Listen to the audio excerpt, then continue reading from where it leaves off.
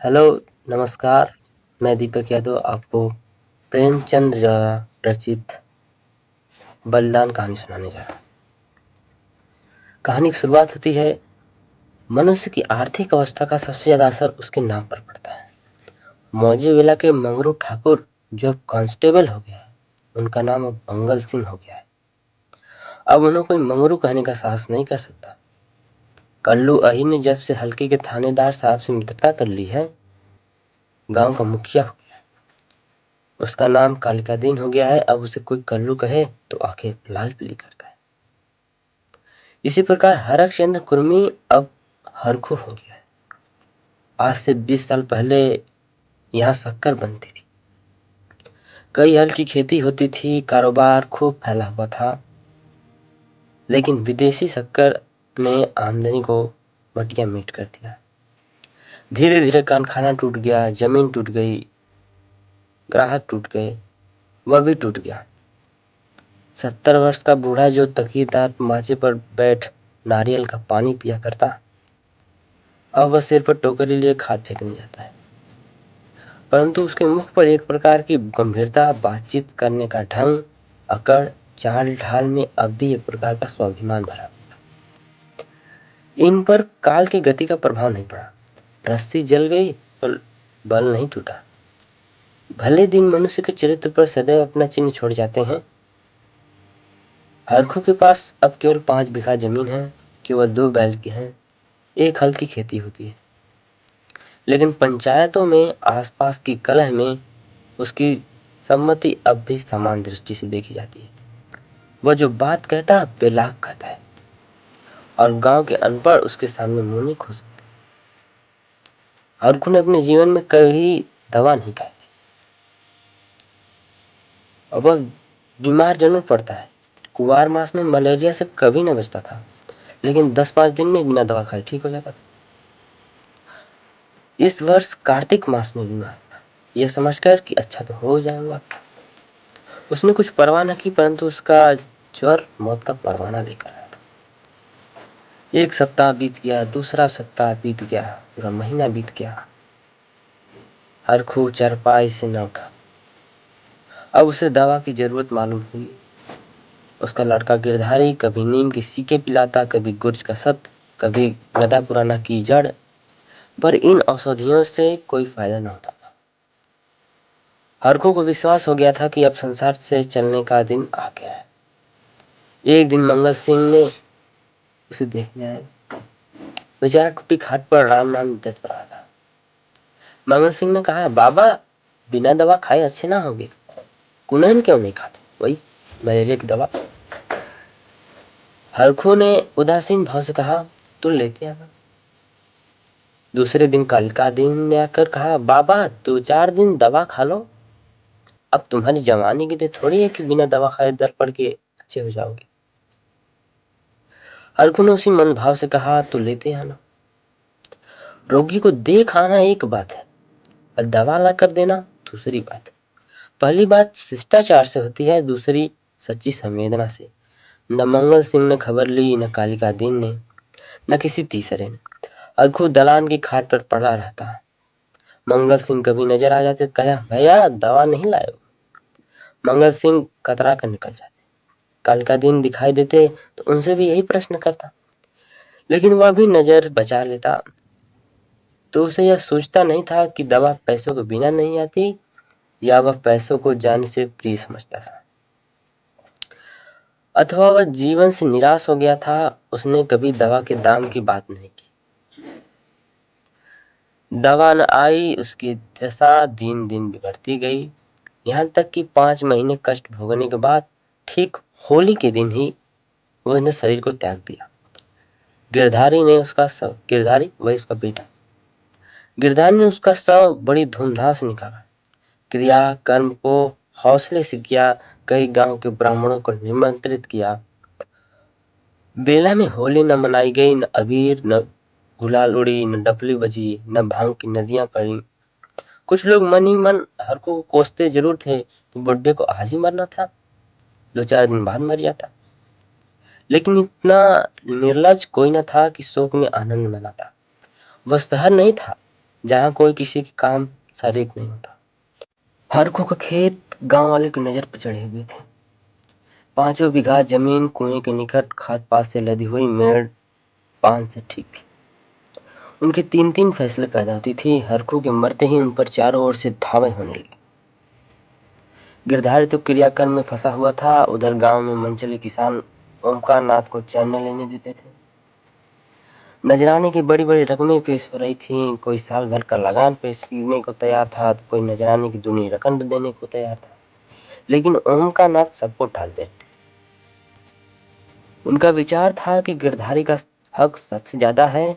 वह अगर दूसरे से कम भी नजराना देता है तो खेत उसको ही देना चाहिए। अस्तु जब गिरधारी क्रियाक्रम से निवृत्त हो गया और चैत का महीना भी समाप्त हो गया, तब जमींदार साहिब ने गिरधारी को बुलाया और पूछा, खेतों के बारे में क्या कहते? गिरधारी ने रोकर कहा, उन्हीं खेतों का आसरा है, जो दूंगा नहीं तो क्या कर। ओमकार नाथ कहते हैं, नहीं, जरूर जोतो, खेत तुम्हारे हैं, मैं तुमसे छोड़ने को नहीं कहता। हरखू ने उसे 20 साल तक जोता था। उन पर तुम्हारा हक है, लेकिन तुम देखते हो कि अब जीवन की दर कितनी बढ़ गई है। तुम 8 रुपए बीघे पर जोतते थे, मुझे 10 रुपए मिल रहे हैं, और नजराने के रुपए सो अलग। तुम्हारे साथ रियासत करके लगान वही रखता हूँ, पर नजराने के रुपए नहीं देने का। गिरधारी बोलता है, सरकार, मेरे घर में तो इस समय रोटियों का भी ठिकाना नहीं। इतने रुपए कहाँ से लाऊंगा? जो कुछ जमा थमा थी दादा के काम में उठा गई। अनाज खलिहान में है, लेकिन दादा के बीमार हो जाने से उपज भी अच्छी नहीं हुई। रुपए कहाँ से लाऊं? ओमकार नाथ कहते हैं, यह सच है, इससे ज्यादा रियासत नहीं कर सकता। गिरधारी, नहीं सरकार, ऐसा नहीं, नहीं तो हम बिना मारे मर जाएंगे। आप बड़े होकर कहते हैं तुम बैल बदियां बेचकर 50 रुपए कर सकता, इससे बेसी हिम्मत नहीं पड़ती। ओमकारनाथ सिर चढ़कर बोले, तुम समझते हो कि हम रुपए लेकर अपने घर में रख लेते हैं और चैन की बंसी हो जाते हैं, लेकिन हमारे ऊपर जो कुछ गुजरती है हम ही जानते हैं। कहीं यहाँ चंदा, कहीं वहां चंदा, इसके मारे कचूमर निकल पड़ते हैं। बड़े दिन सैकड़ों रुपए डालियों में मर जाते हैं। जैसे डाली न दो उसे मुंह फुलाता है। जिन चीजों के लिए लड़के तरस जाते हैं, उन्हें बाहर से मांग कर डालियां सजाता हूँ। उस पर कभी कानूनगो को आ गए, कभी तहसीलदार आ गए, कभी डिप्टी साहब आ गए, सब मेरे मेहमान होते हैं।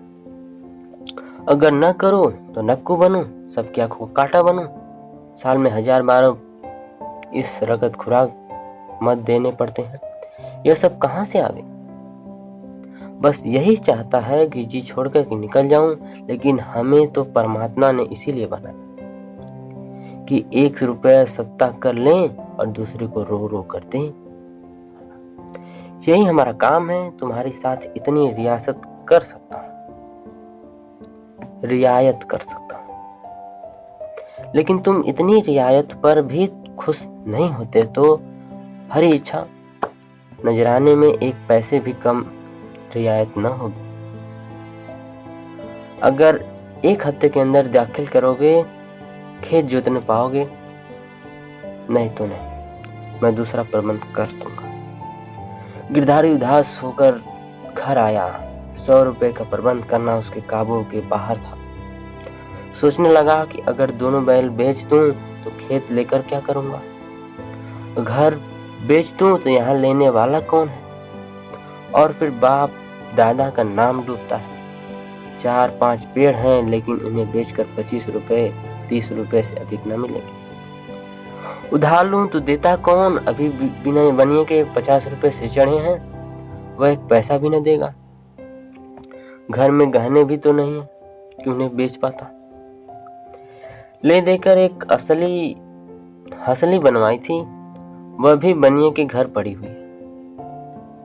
साल भर हो गया, छुड़ाने की नौबत न आई।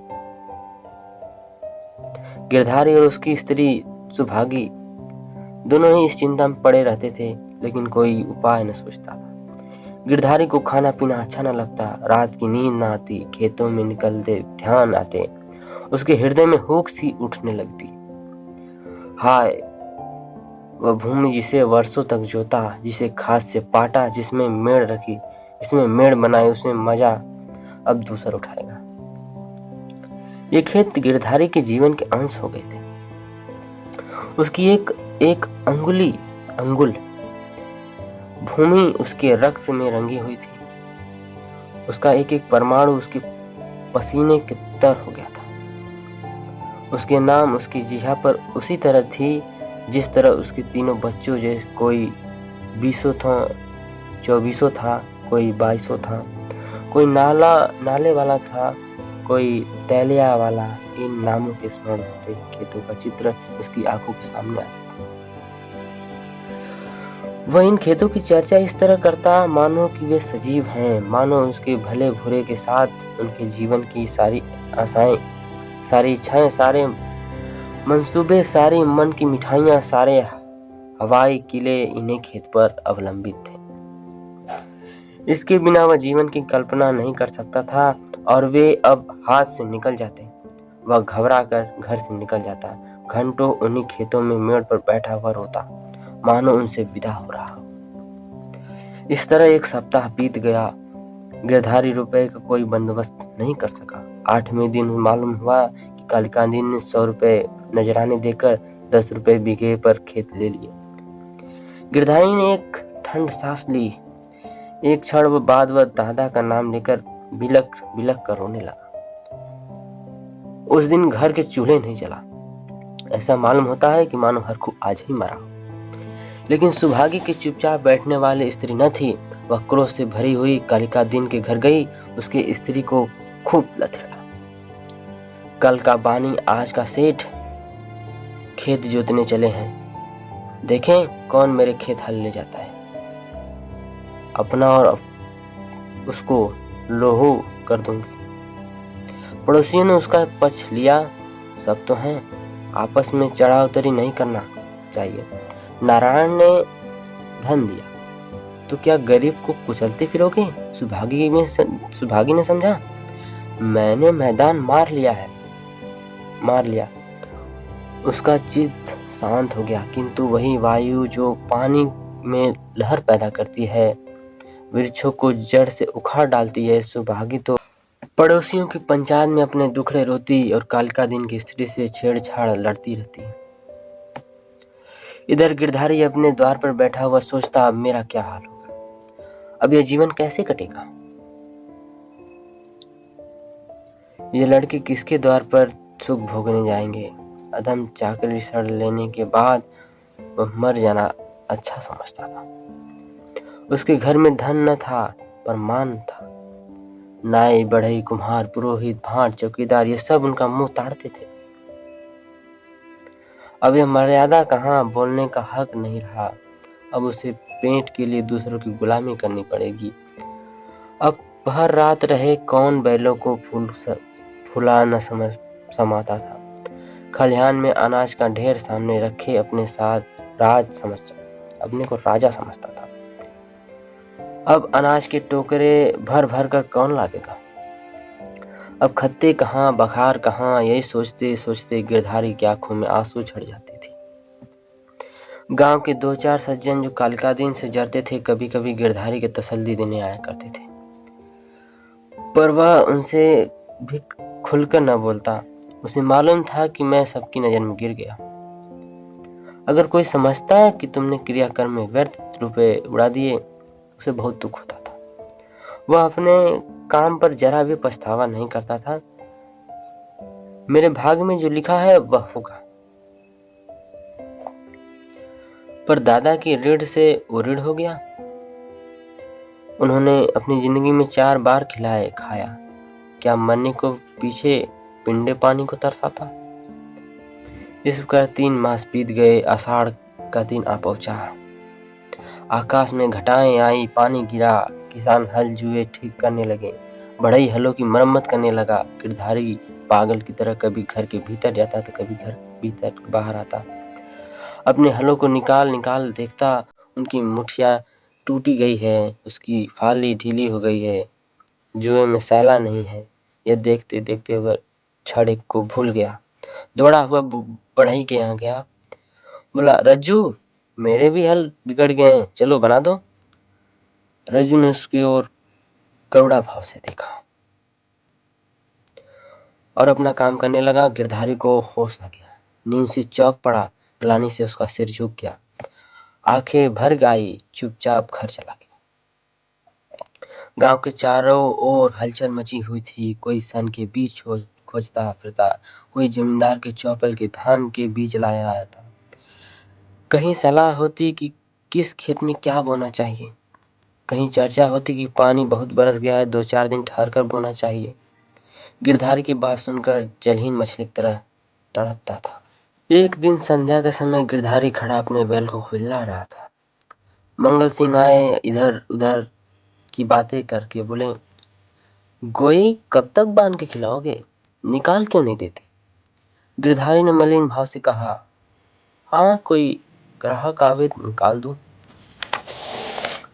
मंगल सिंह, एक ग्राहक हम ही है, हम ही के दे दो।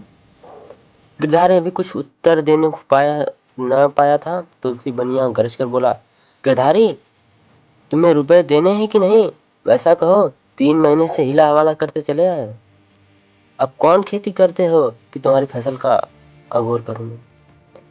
गिरधारी ने दीनता से कहा, साह, जैसे इतने दिन माने हो, आज और मान जाओ, कल तुम्हारे एक कौड़ी चुका दूंगा।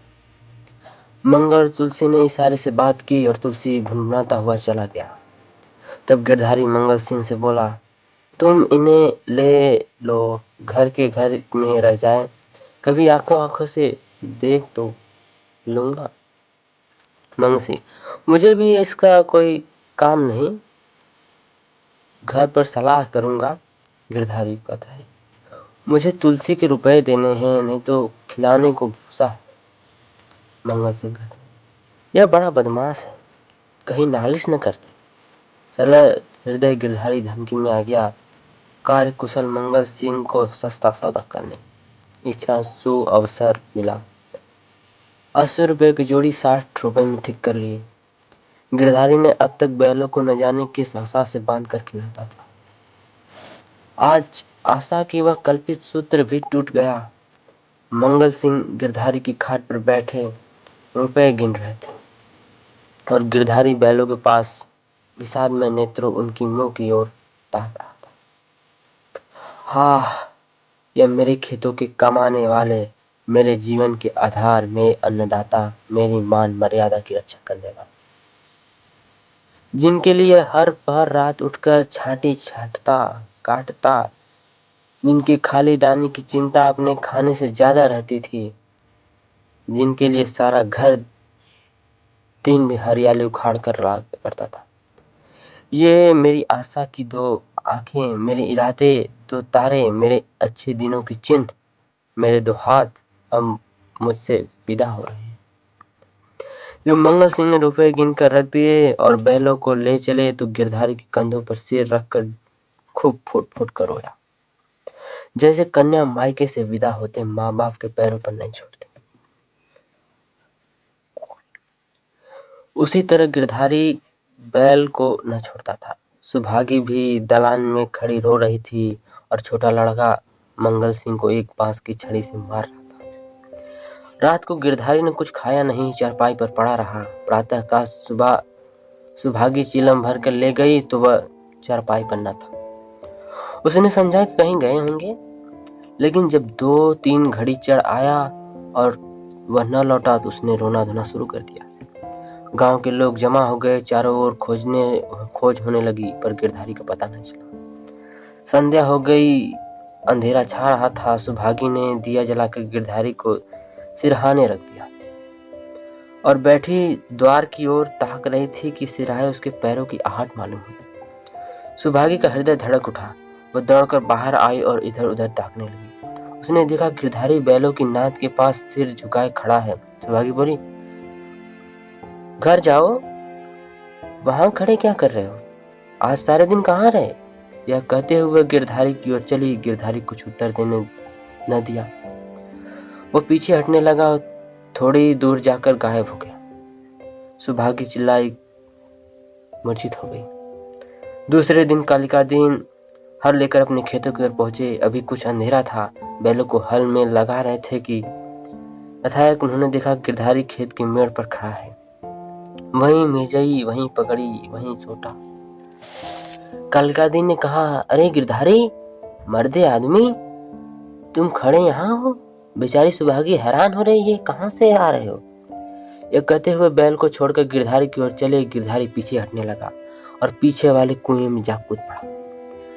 कालिका दिन ने चीख भरी, हल बैल छोड़ भाग चला। सारे गांव में शोर मच गया। लोग नाना प्रकार कल्पनाएं करने लगे। कालिका दिन को गिरधारी का खेत में जाने की हिम्मत नहीं थी। गिरधारी को गायब हुए 6 महीने बीत चुके हैं। उसका बड़ा लड़का ईंट के भट्ठे का काम करता है और 20 रुपए प्रति महीने घर आता है। अब वह कमीज और अंग्रेजी जूता पहनता है। घर में दोनों जून तरकारी पकती है और जौ के बदले गेहूं खाया जाता है। लेकिन गांव में उसकी कुछ आदर नहीं। यह अब मजूर है। सुभागी अब पराये गांव में आए हुए कुत्ते की भांति दुबकती फिरती है। अब यह पंचायत में नहीं बैठती। अब वह मजूर की माँ है। कालिका दिन ने गिरधारी के खेतों को इस्तीफा दे दिया, क्योंकि गिरधारी अभी तक अपने खेतों के चारों तरफ मर रहता था। अंधेरा होते ही वह मेड़ पर आकर बैठ जाता है और कभी कभी रात उधर को उसने रोने की आवाज सुनाई देती है। वह किसी से बोलता नहीं, किसी को छेड़ता नहीं। केवल उसे अपने खेत से संतोष होता है, देखता है, उसे प्यार करता है।